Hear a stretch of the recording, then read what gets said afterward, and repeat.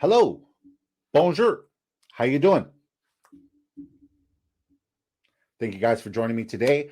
Welcome to the Big DFS NFL Saturday Divisional Round Breakdown. God, that was long-winded.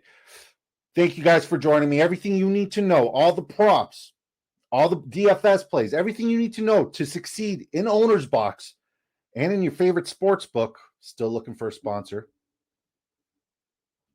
We got you right here. Stay tuned. OwnersBox is the #1 DFS site in Ontario and worldwide. Sign up today using code BIGDFS. Get up to $500 matched with your initial deposit. All deposits and withdrawals are automatically converted into US dollars, so please keep that in mind. Let's get right into it, ladies and gentlemen. No more dilly-dallying. Game 1. Here we go. You got the 9-point underdogs, the Jacksonville Jaguars, coming into Arrowhead Stadium, 4:30 p.m. Saturday night. Was it nighttime? Yeah, pre-evening, whatever. Anyways, ladies and gentlemen, get your popcorn ready. This one's going to be a banger. It's a divisional round. This game doesn't need any more hype, and neither does this next battle that's going to go on between the quarterback position. You got $6,600 Trevor Lawrence coming into this matchup against $7,500 Mr. Patrick Mahomes.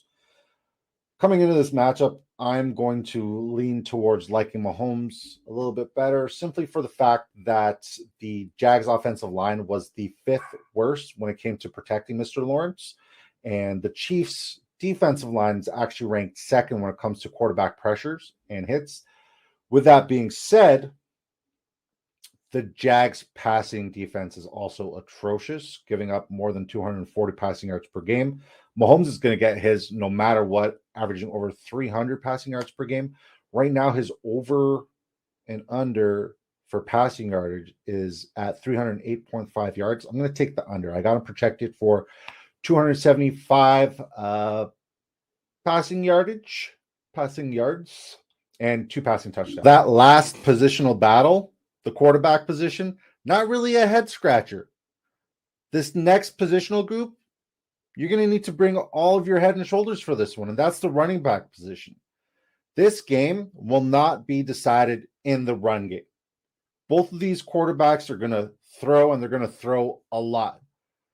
So the deciding factor in how you pick your running back will definitely come down to the fact that you want to be the guy who's implemented in the receiving game.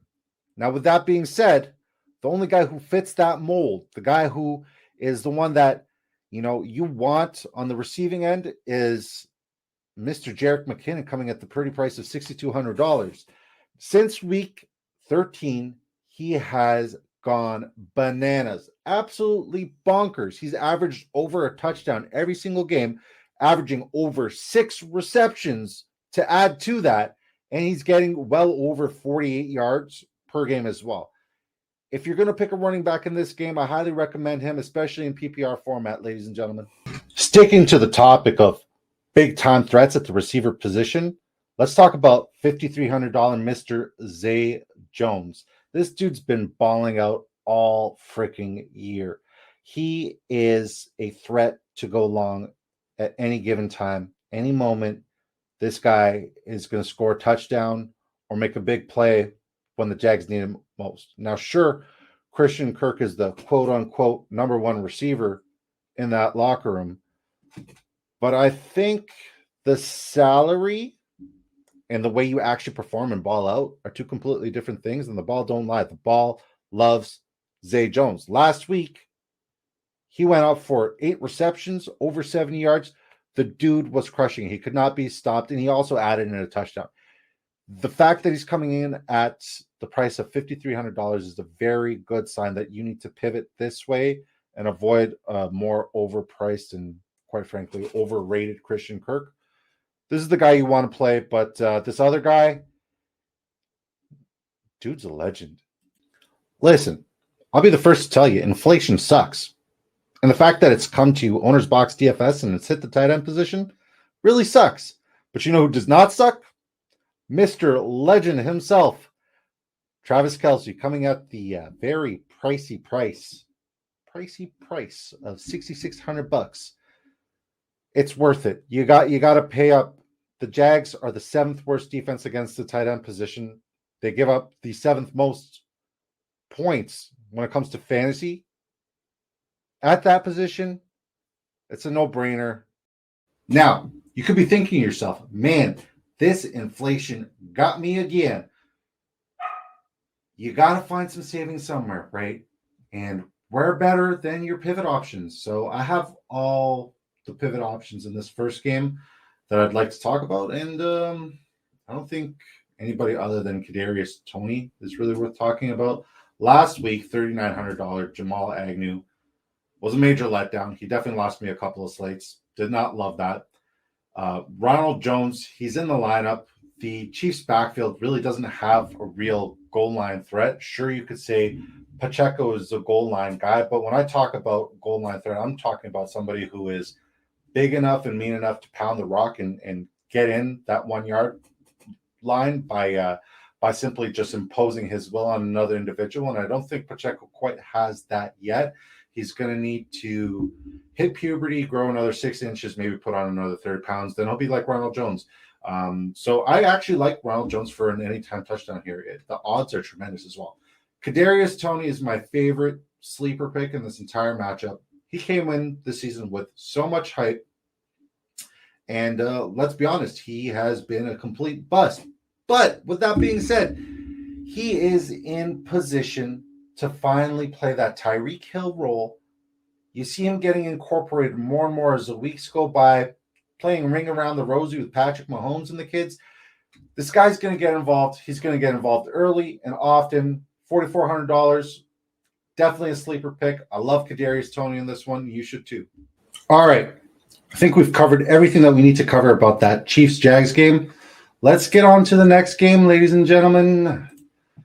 You got the New York Giants coming into Philadelphia at 8:15 p.m. Eastern Time.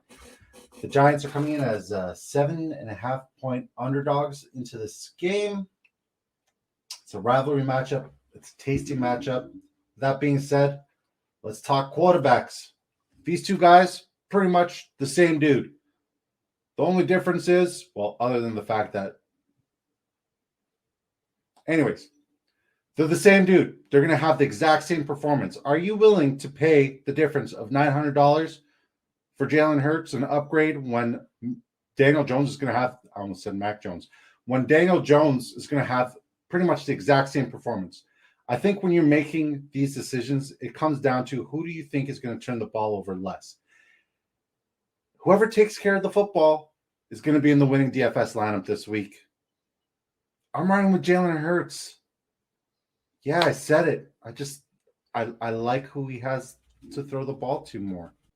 Now, if there's any game that you want to stack a quarterback and a wide receiver together, this would be the one. You got A.J. Brown. He is the most expensive wide receiver on this entire slate, but there's a reason behind it. The reason behind it is the fact that he's coming in against the 26th worst passing defense in terms of overall yardage in the entire NFL. A.J. Brown is going to dominate wherever he lines up, whether it be wide out, slot back, running back, punter. It doesn't matter. He's going to dominate. And so is this other guy. This other guy being the second most expensive wide receiver on the slate. And that's $6,600 Devontae Smith. Now, I'm not telling you to play both of them, but if you're going to have a stack, either one of them should do. I'm favoring A.J. Brown simply because of the jump ball threat in the end zone. I think him and Hurts are going to connect, and I think they're going to connect for a touchdown. Quote me on that. A.J. Brown, anytime touchdown. On the other side of this wide receiver match, this little showdown, you got what I like to call the fadey bunch. The reason why I'm fading these guys is not because I hate any of them in particular, except for Kenny Golladay. He ruined all of my best ball tournaments. I hate you, Kenny Golladay. But it's simply for the fact that the defensive back core ranks first against the pass when it comes to passing yardage and touchdowns in the entire NFL. And this front seven for the Philadelphia Eagles is super interchangeable. They have really endless depth. Though the O-line and the play calling has been protecting Daniel Jones for the most part, he's going to be under a lot of duress during this game. And if he's under a lot of duress, look for these guys not to have the time to get open and make some plays. So for that, I'm fading this entire receiver group. Isn't it cute? I put the fadey bunch there. So now you're going to say, hey, if these Giants are going to have a fighting chance, who's going to be the guy that gives them that? And I don't have to tell you guys how much I love this man. He is literally the most exciting man in football. And he's got a neck roll on now. God damn, come on, man. Love me some Saquon. Anyways, because Daniel Jones is going to be under a lot of stress, he's going to be pressured a lot. He's going to need to check the ball down. Expect Saquon to get involved in not just the run game, but also a lot in the passing game. I see him taking one of those screen plays for a really, really far touchdown. Now, I understand that $7,300 is, a lot. We're already saying, hey, put $7,300 on Jalen Hurts, put $7,300 on Saquon, put $7,000 on AJ Brown. Where am I getting my savings? Let me introduce you to the Giant Killer, ladies and gentlemen, Mr. Boston Scott. Every time this guy plays against the Giants, he finds himself in the end zone. There's no stats or analytics that can explain this phenomena. It's just one of those things that happens to happen. Don't question fate. Go with it. Play him. $4,200. There's your freaking savings, man. You're welcome. Let's finish this off with the guy with the most awkward name in the entire NFC East. That, ladies and gentlemen, Dallas Goedert. Super awkward. Imagine they play next week. Dallas Goedert scoring a touchdown in Dallas. They wouldn't be in Dallas. Anyways, needless to say, last week, and pretty much every game that the Giants have played this year, they have shown that they're weak to the tight end position. Hawkinson went off last week for an absurd amount of receptions. What was it? 13 receptions, 10 receptions, over 100 yards. This happens to them a lot. The fact that Goddard is coming priced at $4,700 makes him the absolute must-have on every single one of your lineups and all of your slates. Just play the freaking guy. I don't know what else to tell you. He's really good. And clearly you could tell I've put a lot of time and thought into this entire thing simply because I'm just really excited about football, but also I'm devastated that football's coming to an end. The withdrawals are real. I already feel the withdrawals. Thank you guys so much for joining me on this. It's been a very fun, very tiresome journey, but I'm learning, and I love the communication. Please leave a comment, like, subscribe on all of our videos. Did you play Dallas Goedert in your lineup, by the way? You haven't put him in your lineup, by the way? Jesus. Anyways, join me tomorrow as we discuss why the Bills are going to get killed. And my favorite moment every year is when you see the Cowboys fans embracing and crying because they lost again. I love it. It's so nice. Have a good one, guys. See you next time. Just lost all of my Cowboys supporters.